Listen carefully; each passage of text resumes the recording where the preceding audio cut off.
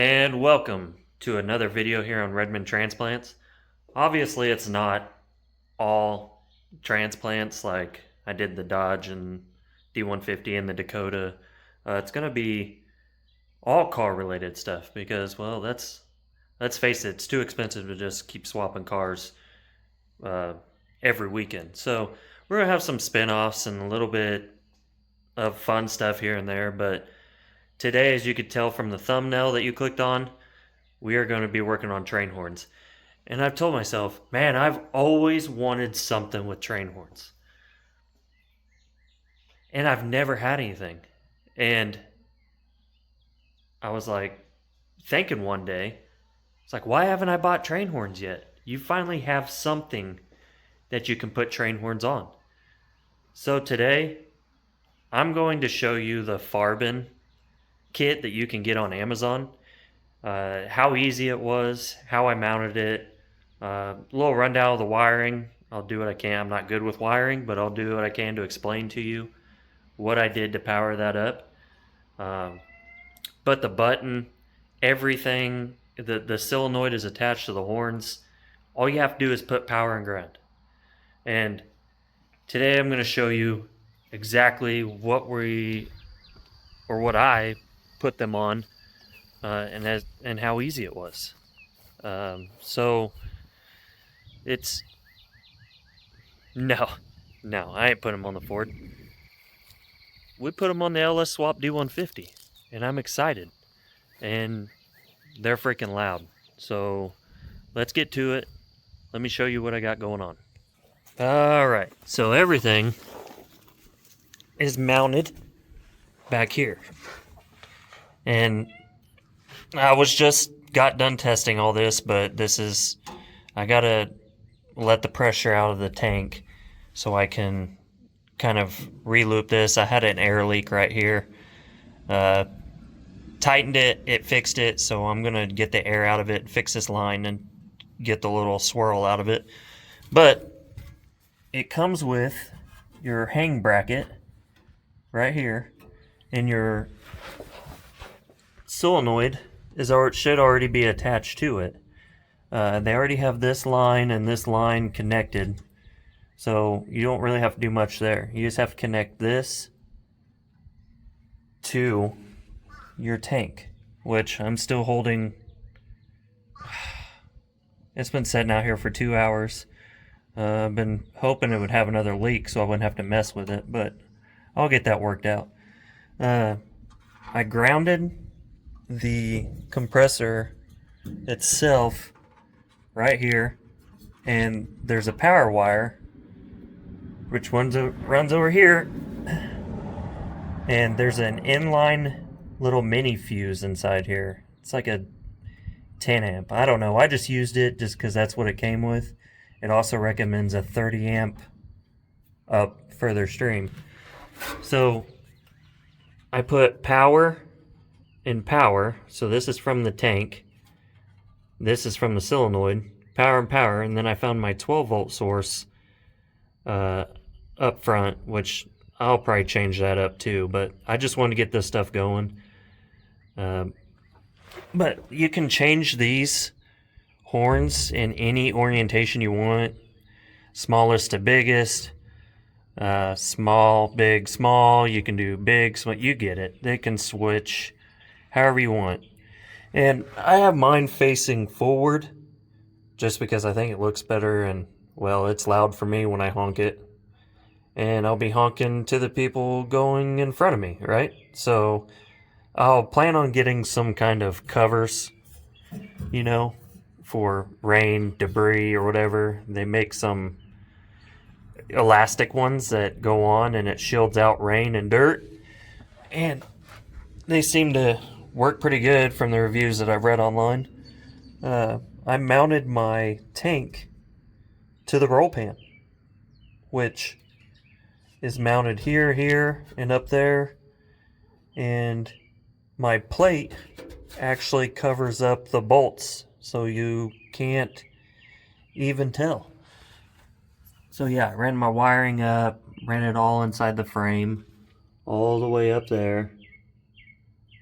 and basically just put it to a 12 volts, which I'd like to put it on an accessory or not something hot all the time. I'd like to go to like a headlight, you know, something that I can turn on and it powers up and gets these things blowing and keep that thing up. Because right now, if this had a leak overnight and it ran low on air, it would kick on in the middle of the night. So, but that's fine.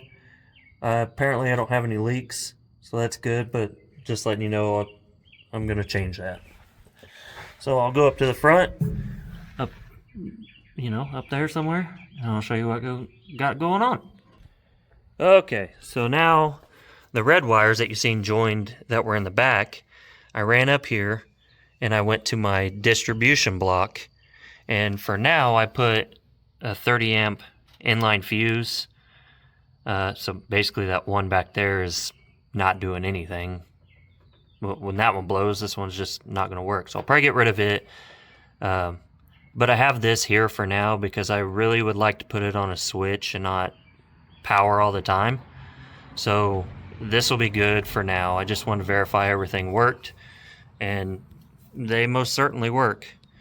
And we'll go inside and I'll show you how I basically put power to the button. Alright, so as far as the button goes, it's a Farbin button. It is right there, and basically it's a ground to ground. I mean, it's a ground switch. So it'll come with two wires attached to it. One you ground out to your chassis or to anywhere that's a good ground, just close or whatever. And then this one will run, well, I'll show you. I had an existing hole up here in the firewall, so I'm just going to show you what I did there. And it just needs to go back to the solenoid.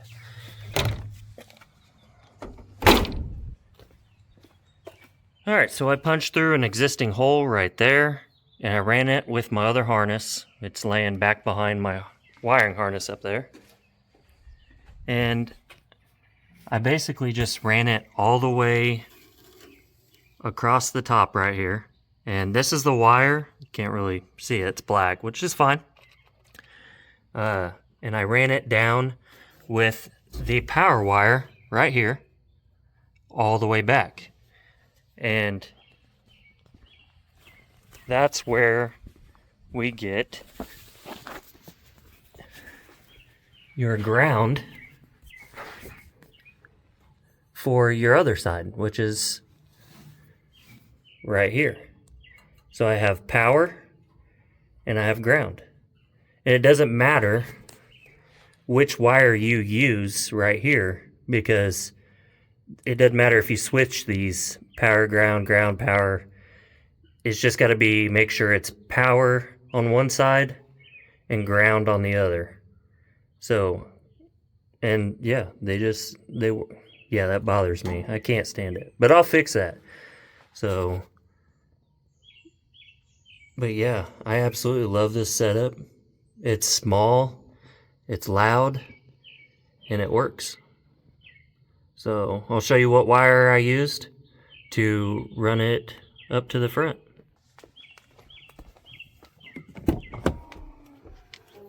Alright, so this is what I ran, which is really good wire. It's on a spool and it's connected, so you ain't got to worry about when you run it through your frame. You got two different wires you got to deal with. Zip tie it together or loom it. It's so much easier to be able to run just this if you're going, you know, long distance. But it is 16 gauge, I think. Yeah, so right there you'll see it's marked 16 gauge, and it's good wire, and there's a lot of it, and it's cheap. So yeah, that's what I use, and I will show you how loud it is. And it's pretty loud. So I mounted it here, double-sided tape. It's pretty strong. You just got to clean the surface really well. I use alcohol, and then I use a dry rag, wipe up the residue, and yeah. And I will show you how good it is. It's loud.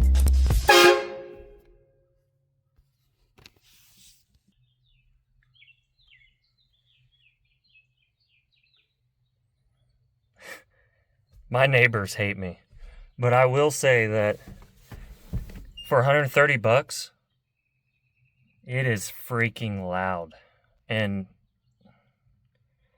obviously, if you're buying train horns, you're looking for loud. Well, these things are freaking loud. One more time.